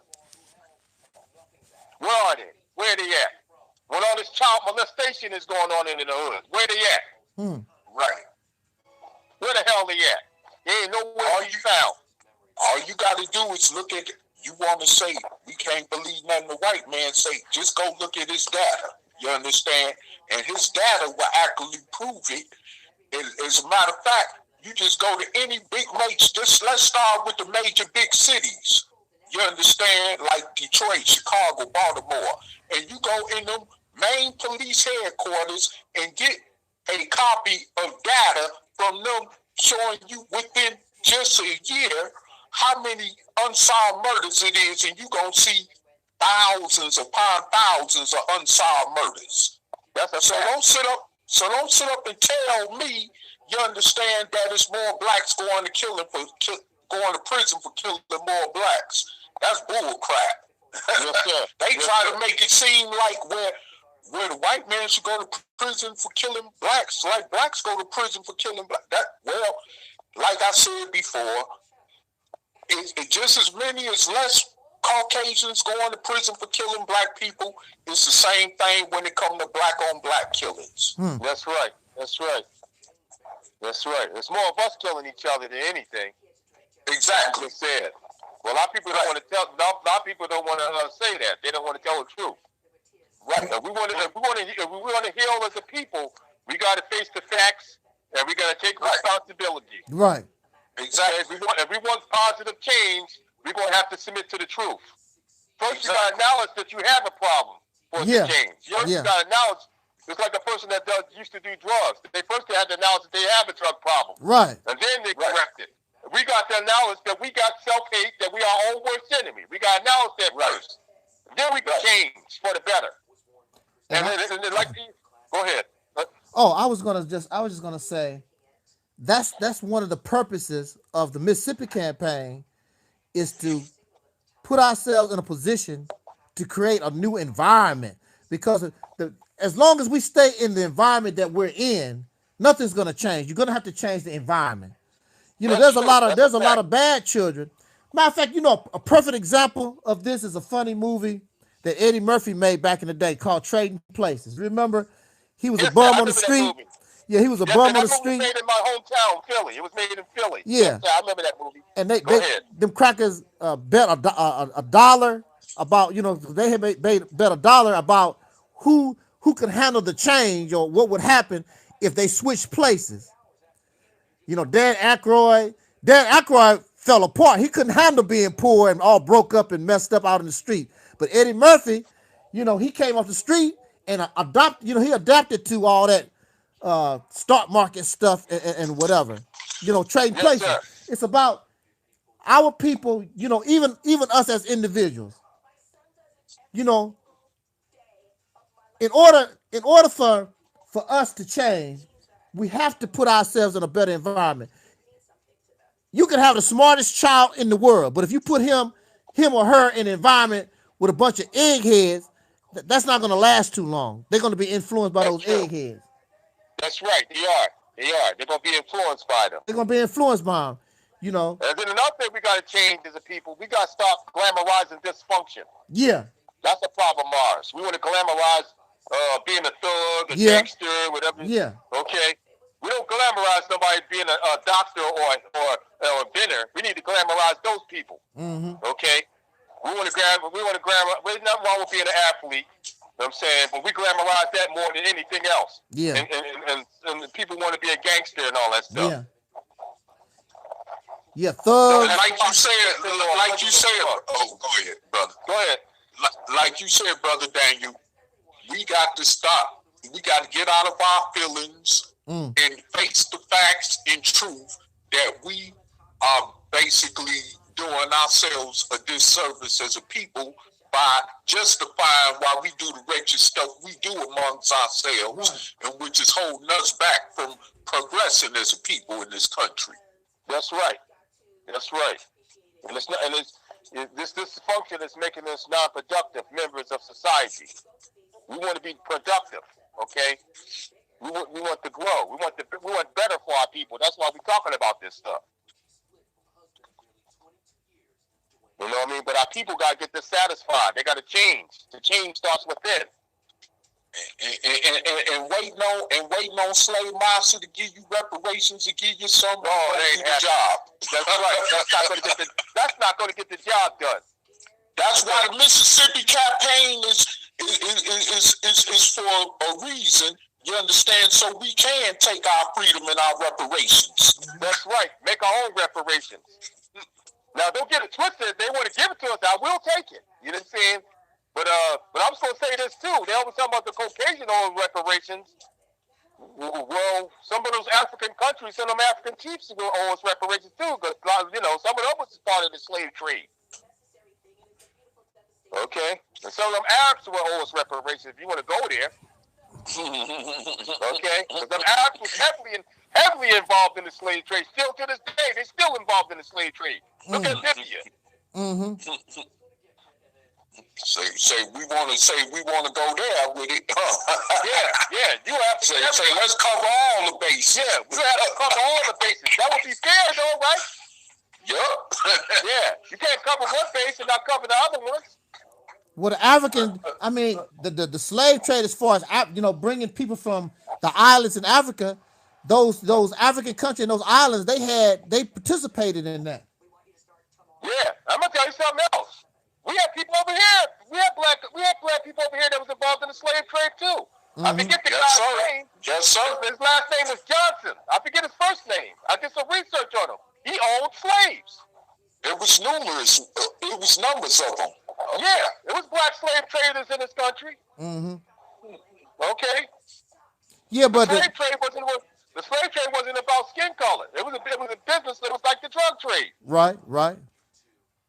But you know, as far as you know, not making no excuses for their behavior, but if it wasn't for the United States government, for this government, I mean, it was legal. It's not like it wasn't legal. It was legal. It was legal. Yeah. It was legal, and if you're a free black man or whatever, you know, and they didn't see really nothing that was wrong with it, because they did use religion to justify these things and whatever. I ain't doing nothing wrong, you know. So you know That's right. That's what they looked at it as. That's what they looked at it as. Right. Until the white man snatched his so-called freedmen papers from him and took his ass back in slavery. Snatched his, what they call them freedmen papers. They was back in slavery. And he said, no, I'm a free man. Well, snatched his papers and said, well, you not now, nigga. Get your butt back on that field and pick that cotton. Yeah. That happened too. They ain't respect that. No. That's right. So the slave trade is not a monolith. You know what I mean? It's way more diverse than what people think. Okay? It's more to it than what people think. And now you got, you know, now we dealing with human trafficking, which is basically slavery, you know, human trafficking. Yes, human trafficking and human trafficking kids and women. Yeah. That's going on today. Yeah. It's going on in Africa to this day. All over the world, the human trafficking is going on. I heard it's real bad in Libya since they killed Gaddafi. It's really bad over there. Yeah, that stuff is off the chain. Yeah. That stuff is bad over there in Libya. And I heard they really targeting, like, you know, the dark African people that come over that way. Yeah, and who's the one doing it? What's their religion? Islam. Yeah, okay. Yeah. I remember back in the day was teaching that Christianity is a slave-making religion. Right. But Islam, they was involved in slavery since their inception. What they call Prophet Muhammad, he was a slave master. He sure was. Okay, read them hadiths. They're talking about him owning slaves and all that stuff. Yeah, but he was but see, he did it. They keep justifying to about he was a nice slave master. Slavery is slavery. I don't know if you're a slave whether they're nice or not. Right. Because he give you a few more crumbs than the other one give you. You know, you get a few more, you get a few less whippings or something. Yeah, you get exactly. When you get to eat hummus, you get the chance to eat some hummus. Huh. Right.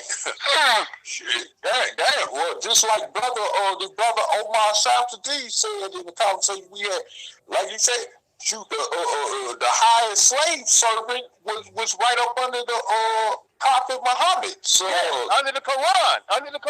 Leadership. Matter of fact, if you read the Quran, they got a couple of stories on how to do it. Right.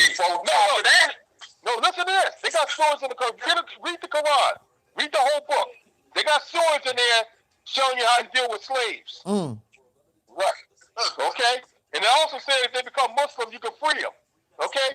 Nobody should be a slave, regardless if they accept the religion or not. And exactly. And these religions don't like women.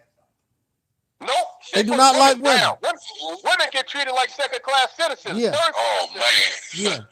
Man. The woman, if you read all them scriptures, the woman, they blame the woman for the world's sins. Yeah.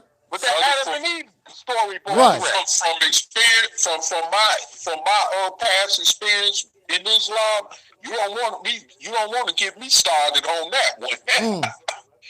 Man. And this is the sad thing about it. You know, to any sisters that's listening to this broadcast, I would advise you to leave religion alone, because if you really research and study it, it's not for you, and you don't really mean nothing. If you took the men out of the Bible, took the men out of the Quran, those books wouldn't mean nothing. Yeah, I'm gonna tell you something else. Did you know it's a surah in the Quran that says say if a person wrong you, if a woman gets wrong, she gotta have more witnesses. For the same, but if somebody wrong a man, they only gotta have 2 witnesses, but a woman gotta have more witnesses than a man. Okay, what's the freedom of justice and equality in that? There is none. Yeah, they treat women like a second-class, third-class, fourth-class citizen. And like Elijah Muhammad, you know, it was wrong for him to do what he done. You know, that was nothing but you know, what person in their what sister, what parent in their right mind want an old sickly man to get on top of their 20-some-year-old daughter or less? Exactly. That's not gonna happen. I mean, they was calling me a old sexual pervert, and the girl was 2 years younger than me. I was 18 and she was 16, and they was telling me I was robbing the cradle. Now, I'm gonna tell you what happened to me. Mom, see, I was 31, and my ex-wife was 24, and people used to come up and say I'm too old for her. No, and I was legit. Oh, but it's all right for Elijah Muhammad to be 60 and, you know, 40 years older than these young women that he knocked up. Wait a minute, 50 years older, brother. 50 years older? Yeah, because he was born in the latter part of the 1800s. Yeah, he was. 1897. And so, and I told these guys, the ones that talk about they support Elijah Muhammad, I said, now you tell me, and be honest with yourself. You know damn well, if an old man that's 40, 50 years older than your child, she's still a child, she's 18, 20 some years old, you know you're not going to approve of her messing around with no old man like that. You know you're not going to do it. And all you got to do is ask him this. Would they give it during their marriage to somebody their age? And you know it's not. You know they wouldn't do it. See what they'll say. See what they'll say. They know they would not do that, but because you're so infatuated with this divine person or whatever, you know, that's acceptable. He can't do no wrong. You know, now if Elijah Muhammad said that he was the prophet of God and that was part of the teaching, and I'm supposed to have 2,000 wives, no big deal. But that's not what he was teaching, and he was keeping that as a secret. He was hiding it. Yeah, it was a secret. It was. That was the problem, and that's called deception, my friend. Yeah, that's called deception. Only a few people knew about his situation. Yeah. You know what I mean? But then they said he had more than one wife, but you know, I can't see nowhere in the Muhammad Speaks I read that he claimed these women to be his wives. No, he never claimed that. There's only one wife, and that was Sister Claire. Sister Claire Muhammad. Yeah, and if it wasn't for Sister Claire Muhammad, it wouldn't have been no Nation of Islam, because she's the first one that heard Farah Muhammad before Elijah Muhammad. Yeah. There's a lot of people don't know that either. Yeah, and he was a ragged ass, drunk ass preacher. That's what he was. He even talked about what he was, what he was. While she was going to listen to Master Fard Muhammad, he was out there getting drunk. Yeah, he used to get arrested for public drunkenness. Yeah, he was the town drunk. Yeah. So Sister Claire Muhammad is the main. If it wasn't for her, we wouldn't be talking about no. Well, I tell you this: the Nation of Islam was doing really, really well. They handled that Malcolm thing.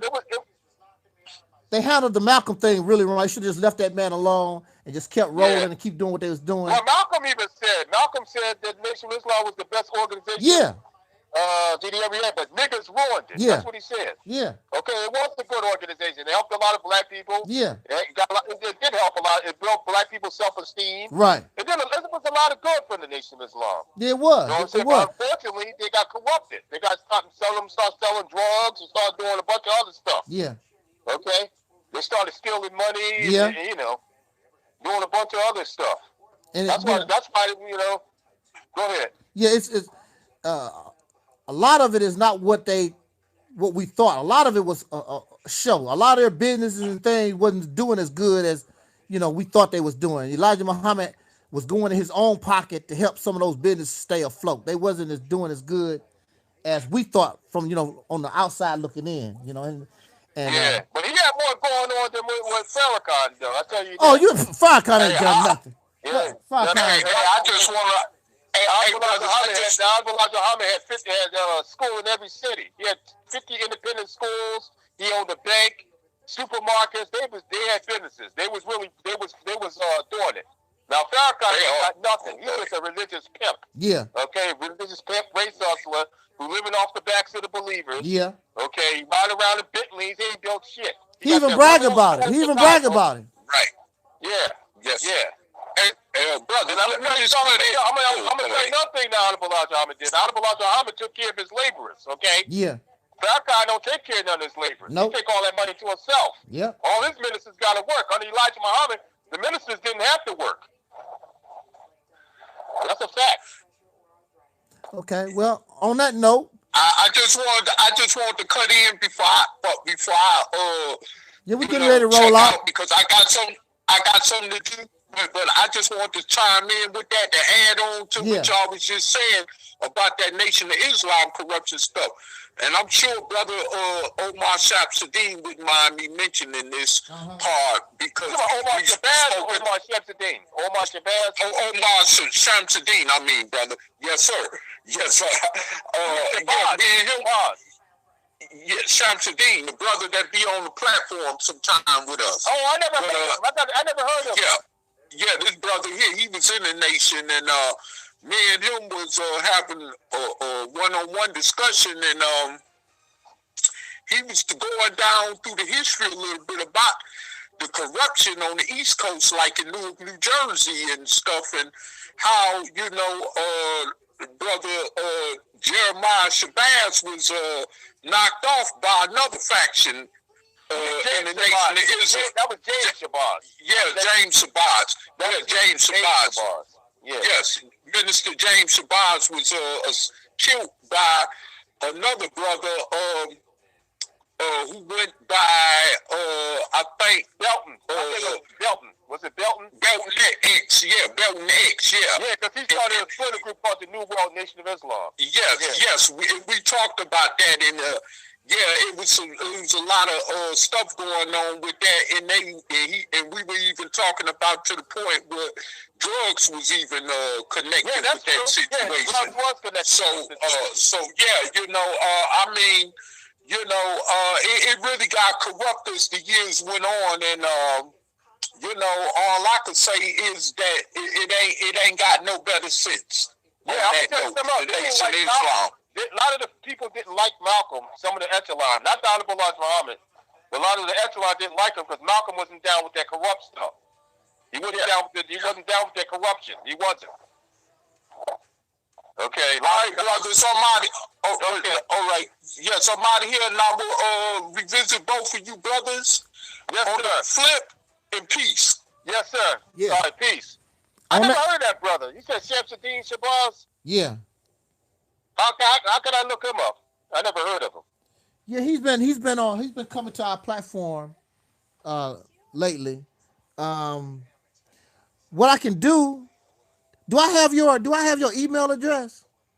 Yeah, I'll give it to you, brother. Yes, sir. I'll give it to you. Yes, sir. Well, you know, I can text it to you because I want me to text it to you. Yeah, text it to me. Yes, sir. Yes, sir. And I will. I'll give him your email address and you know he talks to every. You give him my phone number. You give him my phone number. Okay. I give him your telephone number. Yeah, you can give him my phone number. Yeah, he talks to everybody. Yes, sir. How old is the brother? I think he's getting close to 70. He said, I believe. Oh, he an old timer. Okay. Yeah. Yes, sir. That's the brothers I like to talk to. Yeah. They're the brothers. Yeah, he was around. What year he came? Was he in the when Malcolm was around or after? No. But he was he. I think he was there for a little while, but you know, he came after Malcolm. Oh, okay. But he still got some history with him. Oh yeah, he was there when Elijah Muhammad was there, and when they went through the change, he followed Wardi Muhammad, you know, all that stuff. You know, he. Yeah. When all them changes happened, they met with Jim Jones and all. Yeah, he was there. Crap. He was there for all that kind of stuff, and so he was actually there, and I've talked to him, and there's certain things that he told me I'm not going to say because he don't. Because if he wanted public, I know what. Sometimes they can't talk. I won't share that publicly. I know the deal. I talked to some old timers. The stuff that they can't share. I mean, Yeah, I've been around old timers like that, brother. Yeah. I knew people that was around when Malcolm was around. I had the privilege to be around brothers like that. Yeah. You know what I'm saying? But, they have stories to tell, but they're not gonna. I wouldn't share it to the public. I'll keep that to myself. Yeah. So, you know. But now me, I share it. I don't have no problem with it. I know, but some of these people are still alive, though, so I don't want to put them out there. You know what I mean? Some people, you don't want to do that, And if you got permission, go ahead and do it, I mean, I'm not gonna put your information out there. I'll put out mine, my experience. I'm gonna tell you. I don't have nothing. I'm gonna tell you, and I'm not gonna tell you no made up stuff. I'm not gonna try to be biased. I'm just gonna tell you the way it was. Yeah, because a lot of, everything wasn't right, No, it wasn't. It wasn't. I mean, it was. And don't get it twisted. There was a lot of good brothers in the nation. There's still good brothers in the nation. Yeah. There's no doubt about that. Those people, brothers and sisters, they very sincere and stuff. But the thing about it, like I try to tell them, you wasting your time. Your leader is incompetent. He's not what you think that he is. You on a path to nowhere. Yeah, not only that, they gotta understand. They gotta come up with the modern times. You gotta upgrade your information. Yeah. What was good back then is not good today. Yeah. You got to upgrade stuff. A lot of stuff needs to be upgraded. This. I remember. We live in an information age. Where a lot of information that you think was true is not true. Right. Okay? Absolutely. Yeah. They got to upgrade their information. I had to upgrade mine. I ain't ashamed to just look. I didn't always know what I knew. Look. Please. I was standing almost right next to Minister Farrakhan. He dedicated our temple in 1982. Yeah. And okay, the one in Missouri, right? Yeah, Missouri. And yes, sir. It was like 1 in the morning, something like that. He told us. I'm standing almost next to the man.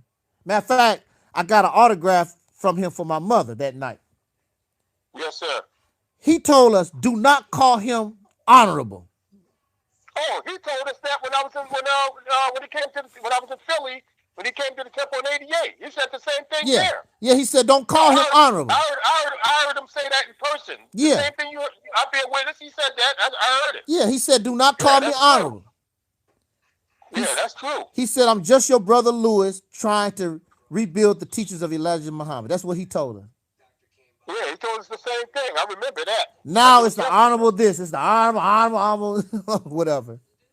Well, Machiavelli, he said, power corrupts and power corrupts absolutely. Yeah. So that's what that is. You know what I'm saying? He got power, he got drunk on the power, and that's what happened. But I can't really blame him totally for that because I don't either, because a lot of people kept pushing that stuff back in. Yeah. That's why you had to correct them. Yeah. You know what I mean?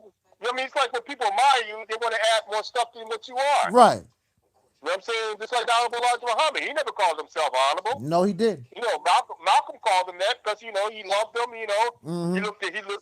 That's another thing, Malcolm put the Honorable Elijah Muhammad on a pedestal. Yeah. You know what I mean? You can't put no man on no pedestal because people can fall. They could disappoint you. Yeah. You know what I'm saying? How many times have we been disappointed? Yeah. People are human. Okay, none of us is infallible. You know. Yeah. So that's what Malcolm did. You the one called him the Honorable Elijah Muhammad, just like Taalik Muhammad was the one that called Farrakhan honorable. Well, they was doing that way before college started calling. They was calling. They kept doing it because I know Minister Farrakhan said. Matter of fact, kept correcting them. Yeah, that's true. In 1982, he took all the titles away. There was no captains. There was no secretary. The title of the newspaper, the final call was "We Must First Be Brothers." He took all the titles away. Yeah, reason why, because a lot of people was misusing their titles back then. They was being oppressors. You know what I mean? They was doing all types of sick stuff. You know what I mean? Telling brothers, they got a whole post mistreating brothers. You know what I mean? I used to hold posts. Some people get drunk on titles. You know what I'm saying? I experienced that myself with dealing with some officials. Yeah. But they kept, these folks, they just like to work. It goes back to the topic that I chose. Spookism. They got to find something to worship. They got to find something, to be divine, something they can serve. We got that. It's a slave mind. It's a Messiah Savior concept. Yeah. I mean, syndrome. You know what I mean? Somebody's got to be our Savior. Yeah. You know what I mean? You got to be your own Savior. You got to save yourself, brother. Nobody, you can change yourself. You got to make the change. And nobody gonna change you unless you change. Well, the concept of slavery really goes back to religion because God is the ultimate slave owner. Yes, sir. Yes, sir. And then sir. In Arabic that's why they say in Arabic Abdullah means slave of Allah. Wow. Or servant of Allah. They say servant, but some people say slave. Slave. So. And we supposed to serve this God. What can you really do for this God? This God got all kinds of power. That's what I'm saying. That's why this stuff don't make no sense. That's why it don't make no sense. Okay, he got all this power. He don't need you. He don't need you. You can't. You know what I mean? Whatever. If it's an it or a she. Yeah. They don't. It don't need you. Except for vanity purposes. Yeah. That's all. That's all you would. Yeah. Because you can't really serve God. There's nothing you can do to really serve this God. It's just for vanity purposes. Yeah. Because you can't really serve this God. You can't. You can't. That's why. But anyway, I'll leave that to them because I'm not interested. Even if God was real, I'm not bowing down to no damn God, no alien, no man like that. I'm not interested in these gods and stuff. I'm not interested in being no damn slave. I'd rather be dead. Thank you. Yes, sir. You got a lot of people, they listen to our comment, they think we atheists. We didn't ever say we was atheists. Not no atheists. Yeah, we never said God didn't exist. Okay?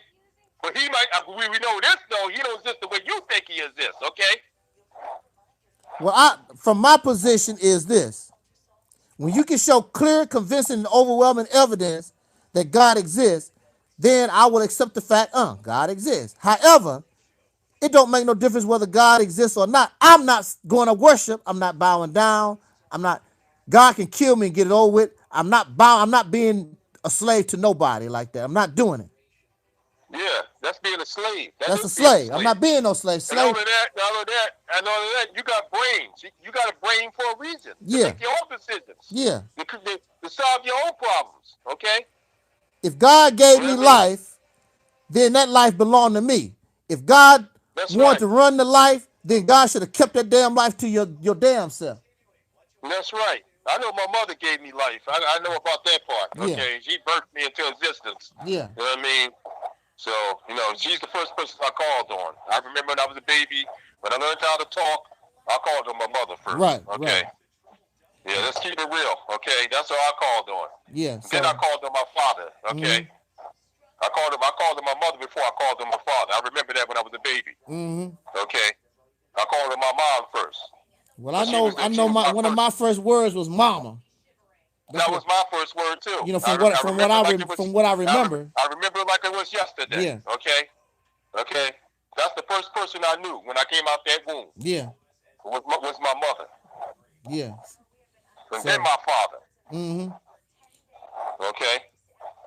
So on that note, I'm gonna go ahead and get out of here. And I want to thank you. I want to thank you, Brother Daniel, and of course, Brother Taalik, for joining me tonight. I thought we was only gonna do 20 minutes, and you see, it's almost 2 hours. Yes, sir. But it's a good conversation, brother. You know, give me that information on that brother, though. I would like to talk to him. Yeah, I'm gonna give him your number. He'll contact you. Yes, sir. I'm gonna give you my email as soon as I get off of here. Yeah, brother talks to everybody. You know, he's a good brother. He very knowledgeable about those things. Very. Yeah, he's an elder too, brother. He's our elder because he's senior to us. Yeah. You know what I'm saying? So, you know, I'd like to learn some. You always learn something from the elders. I learn stuff from you.